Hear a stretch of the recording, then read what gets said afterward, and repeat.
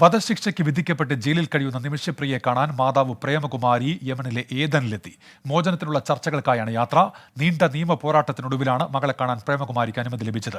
വിഷ്ണു സുരേഷുണ്ട് ഇപ്പോൾ കൊച്ചിയിൽ നിന്ന്. വിഷ്ണുവും ഇനിയും അവർക്ക് അവിടെ ഒട്ടേറെ കാര്യങ്ങൾ ചെയ്തു തീർക്കാനുണ്ട്. നിമിഷപ്രിയയെ കാണണം, ആ കുടുംബവുമായി ചർച്ച നടത്തണം. ഇതൊക്കെ എപ്പോൾ സാധ്യമാകുമെന്നാണ് പ്രതീക്ഷ, വിഷ്ണു?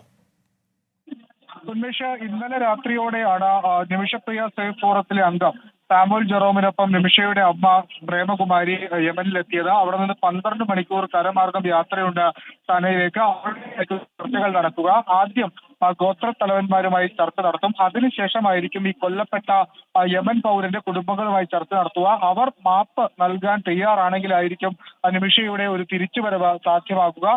നിലവിൽ ശുഭപ്രതീക്ഷയാണ് ഇതുമായി ബന്ധപ്പെട്ട് നിൽക്കുന്ന എല്ലാവരും പങ്കുവെക്കുന്നത്. 7 വർഷത്തിന് ശേഷം, അല്ലെങ്കിൽ 7 വർഷം നീണ്ട നിയമ പോരാട്ടത്തിനൊടുവിലാണ് നിമിഷപ്രിയയുടെ അമ്മയ്ക്ക് അവരെ ഒന്ന് കാണാൻ സാധിക്കുന്നത്. നിമിഷപ്രിയയെ കാണാൻ സാധിക്കുമെന്നുള്ള കാര്യങ്ങൾ ഏറെക്കുറെ ഉറപ്പാക്കുകയും ചെയ്തിട്ടുണ്ട്.